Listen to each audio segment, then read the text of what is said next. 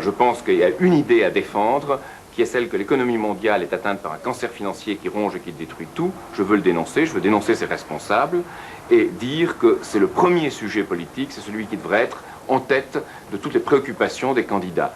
Jacques Cheminade, 54 ans, énarque et ancien haut fonctionnaire à l'économie, défie toutes les lois de la politique et trouble le jeu classique droite-gauche des 8 autres candidats. Je ne me situe pas par rapport à eux, heureusement. Je me situe en essayant d'illuminer le bocal dans lequel ils nagent et en montrant qu'ils sont dans un bocal dans lequel moi je ne suis pas. Nous vivons dans un monde de spéculation insensée sur les produits dérivés, où on peut miser jusqu'à 100 fois ce qu'on a. 20 fois, 10 fois d'habitude, mais jusqu'à 100 fois. Le trafic de drogue, qui est une partie intégrante du système financier et monétaire international aujourd'hui, avec le blanchiment de l'argent.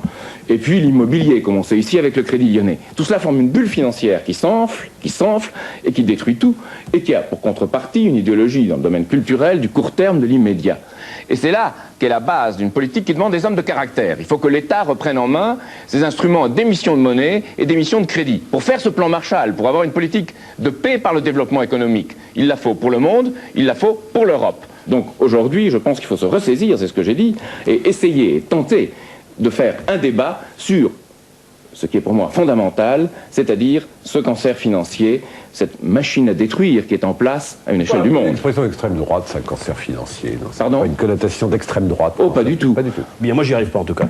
À vous situer dans la galaxie, disons, entre guillemets, gaucho d'un côté ou la galaxie extrême droite de l'autre, je vais vous poser une question. En général, ça aide à comprendre d'où vient l'argent.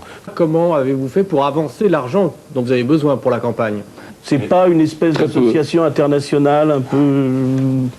Vous êtes quoi? Vous êtes de droite, on vous dit d'extrême droite, on vous dit antisémite, on vous dit... Est-ce que vous êtes l'ami de Saddam Hussein, le président irakien? D'où vient cet argent sur les revues, sur les journaux? Je vois que c'est la question qui vous intéresse et pas celle des idées. D'abord, je ne suis pas l'extrême droite, en rien. Moi, les idéologies du sol, du sang et de la race, c'est ce qui me répugne. Et si je suis contre ce monde financier, c'est parce qu'il exclut, il détruit la production et le travail et engendre, par réaction, ou parce que lui-même tente d'utiliser ces mouvements, il provoque des réactions d'idéologie de sol, de sang et de race. Un peu comme dans les années 30. Les années 30, sans la crise de 29, il n'y a pas la montée au pouvoir d'Hitler. Programme farfelu d'un candidat qui se laisse aller à la prophétie d'une désintégration financière.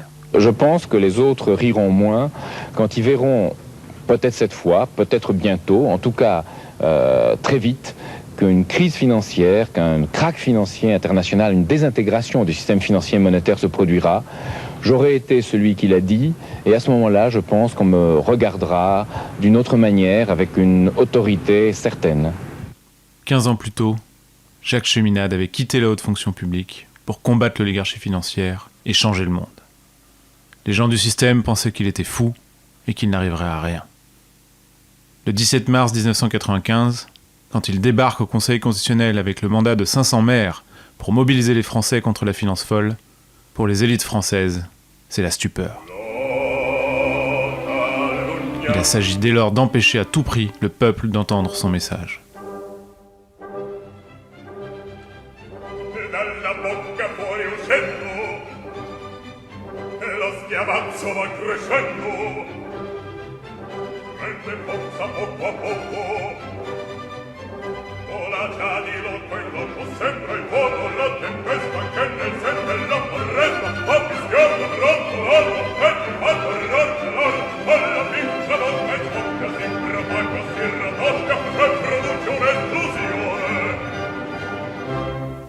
Face à ce véritable lynchage en règle, le CSA se contenta de rappeler à l'ordre les patrons des grandes chaînes incriminées. Puis nota bien, au lendemain du premier tour, que le temps de parole de Cheminade fut de moitié inférieur à celui des autres candidats. La Commission nationale de contrôle de la campagne fut même contrainte de reconnaître que le traitement équilibré de sa candidature ne fut pas respecté. Et je crois que ce système tente de se venger. Quand on tire la moustache du tigre, il tente de vous tuer. Et c'était bien l'intention du Conseil constitutionnel. 6 mois après l'élection, les sages de la rue Montpensier invalidèrent les comptes de campagne de Jacques Cheminade, le mettant de fait en situation de faillite, puisque lui refusant le remboursement de ses frais de campagne, soit 4,7 millions de francs. Autorité suprême, le jugement du Conseil ne pouvait, à l'époque, être remis en question par aucune procédure ni instance. Cette décision fut prise dans le secret des salons du Palais Royal, puisqu'aucun des griefs retenus contre Cheminade ne fut porté à sa connaissance, qu'il ne fut pas entendu et qu'il ne fut pas autorisé à se défendre. Ne trouvant rien à redire des dépenses ni même des recettes du plus petit budget de l'élection, le Conseil inventa carrément un motif pour lui refuser le remboursement. Il lui reprocha l'absence de taux d'intérêt sur une majeure partie des prêts qui ont financé sa campagne. Les banques ayant étonnamment refusé ses demandes, Cheminade n'emprunta en effet qu'auprès de particuliers, dont la plupart lui prêtèrent gratuitement. Les articles 1902 et 1905 du Code civil stipulent bien qu'un prêt ne se caractérise que par l'engagement à rendre à l'égal. Et la Commission nationale des comptes de campagne elle-même estime que pour éviter toute ambiguïté, le prêt politique doit être à taux d'intérêt nul. C'est pourtant sur cette base que le Conseil a rejeté les comptes de Cheminade, décrétant que l'absence de stipulation d'intérêt a constitué un avantage au profit du candidat. L'argument apparaît juridiquement et politiquement étonnant, surtout en tenant compte du fait qu'au moins 2 autres candidats parmi les plus importants ont de toute évidence dépassé les plafonds autorisés, pour des sommes au moins 10 à 30 fois plus importantes, sans qu'il leur en fût fait grief. À ce secret de polichinelle, commenté par la presse, s'ajoute le fait, également de notoriété publique, que les campagnes d'autres candidats ont été alimentées par des fonds secrets de Matignon et des commissions sur des contrats militaires, protégés des juges par le secret défense, ainsi que par d'autres sources encore moins honorables relevant de l'immobilier et des affaires africaines. 15 ans après, le Karachi-Gate est venu révéler que le candidat Balladur avait déposé plus de 10 millions de francs en grosses coupures sur son compte. Argent que les juges suspectent de provenir de rétrocommissions sur des ventes d'armes au Pakistan. Cette affaire a déjà vu la mise en examen pour portage de valises de Nicolas Bazir, alors directeur du cabinet du Premier ministre Balladur, et de Thierry Gobert, l'adjoint du ministre du budget de Balladur, un certain Nicolas Sarkozy, qui officiait aussi en tant que porte-parole et directeur officieux de la campagne. Parallèlement, les guerres de clans au sein de l'État français ont révélé que la campagne du candidat Chirac fut financée par des valises africaines. En octobre 2010, Libération a démontré, pièce en main, que les rapporteurs du Conseil constitutionnel avaient préconisé le rejet pur et simple du compte de Balladur. Non seulement il avait dissimulé de nombreuses dépenses afin de ne pas dépasser le plafond fixé par la loi, mais il n'avait fourni aucun justificatif pour le versement suspect de ces 10 millions de francs. Et cela, malgré les demandes répétées des rapporteurs. Se basant sur le témoignage d'un ancien juge du Conseil, Mediapart a montré quelques jours après Libération comment Roland Dumas, le président de ce qui est la plus haute autorité judiciaire du pays, avait contraint à plusieurs reprises les rapporteurs à maquiller les comptes de Balladur jusqu'à ce que ceux-ci soient validables. Dans la publication des délibérés au journal officiel, plus aucune trace des 10 millions. Et le Conseil identifia quelques 5 929 628 francs de dépenses cachées pour Balladur et 3 334 295 francs pour Chirac, sommes qui furent réintégrées au compte sans qu'il ne leur en soit tenu rigueur. Et vous invalidez Jacques Cheminade alors que vous ne touchez pas au gros? Oui, bien sûr. Oui. Jacques Cheminade était plutôt maladroit, les autres étaient adroits.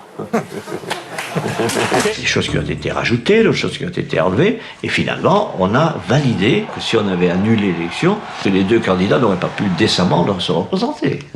Donc la France aurait été... C'était la République sans tête. Entre 1995 et le Karachi-Gate, aucun journaliste ni responsable politique n'ont voulu soulever le cas Cheminade. Après la déferlante de calomnies et le rejet de ses comptes, la consigne fut de ne plus le couvrir. Et à l'abri des regards, l'État français s'est acharné sur Cheminade. Le 18 octobre 1995, le ministère de l'Intérieur lui fait savoir officiellement que le remboursement des dépenses de campagne n'est pas dû au candidat dont le compte est rejeté, ce qui lui inclut bien évidemment l'avance mise à votre disposition en avril dernier. Vous êtes donc redevable à ce titre d'une somme de 1 million de francs à l'égard de l'État. Le 19 décembre, le Trésor public lui donne 1 mois pour payer. Entre 1996 et 2010, l'État a fait saisir les biens de Cheminade, a opéré plusieurs saisies sur ses comptes bancaires et a pris une hypothèque légale sur son appartement, qu'il n'a pas manqué de renouveler en février 2010, 3 mois avant une nouvelle relance. À la veille de la présidentielle 2012, l'État exige toujours de Jacques Cheminade la modique somme de 171 325 € et 46 centimes. Mais quand le système financier s'est mis à vaciller à la face du monde en septembre 2008, qui a été appelé à la rescousse ? Jacques Cheminade. Ou plutôt ses idées, transformées en slogans afin de se draper de la crédibilité devant être celle d'un homme d'État dans une période où tout bascule. 2 ans avant la chute de Lehman Brothers, dans son projet présidentiel, Jacques Cheminade mettait clairement en garde. La crise qu'il annonçait comme inévitable depuis 1995 était sur le point de frapper. Alors que la masse monétaire mondiale a été multipliée par 40 au cours de ces 30 dernières années, la masse de biens et de services mondiaux n'a que quadruplé. Environ 500 000 milliards de créances financières de toutes sortes constituent dans le monde 10 fois plus que le total de la production mondiale de biens et de services. C'est dire que physiquement, le système actuel est de fait en banqueroute. Sa désintégration est imminente. Un nouveau Bretton Woods est donc nécessaire pour éviter le chaos et organiser une relance physique. Il consiste à rétablir la loi des États-nations sur les monnaies. 3 mois après l'investiture de Sarkozy, la crise des subprimes entraîna une explosion en chaîne de la bulle des dérivés financiers. Et lorsque le système bancaire international arriva pour la première fois au bord du gouffre, sa politique de nouveau Bretton Woods qu'il poussait depuis 1997 fut soudainement reprise. Premièrement, il faut convoquer une conférence financière et monétaire, un nouveau Bretton Woods, permettant une stabilité des parités, la coordination des politiques monétaires et la régulation du système financier. Et c'est dans ce cadre qu'au nom de l'Europe, à l'Assemblée générale des Nations unies début septembre, j'ai proposé qu'on tienne un sommet international pour porter les bases d'un nouveau Bretton Woods par référence à ce qui s'était passé au lendemain de la guerre mondiale, la seconde, pour porter un nouveau système financier mondial. Mais ce ne furent que des mots pour eux, autant que pour tous ceux qui crient aujourd'hui Glass-Steagall pour séparer les banques en deux. Ils fuient l'essentiel, la mise en redressement judiciaire des établissements bancaires et financiers qui constitue la seule porte de sortie constitutionnelle pour reprendre les rênes du destin commun et se donner les moyens d'investir dans l'école, l'hôpital et le laboratoire, dans tous les projets où la dignité humaine s'exprime au service de tous, de tout et surtout des générations futures. C'est dans ce but que la campagne présidentielle de Jacques Cheminade mène aujourd'hui l'offensive.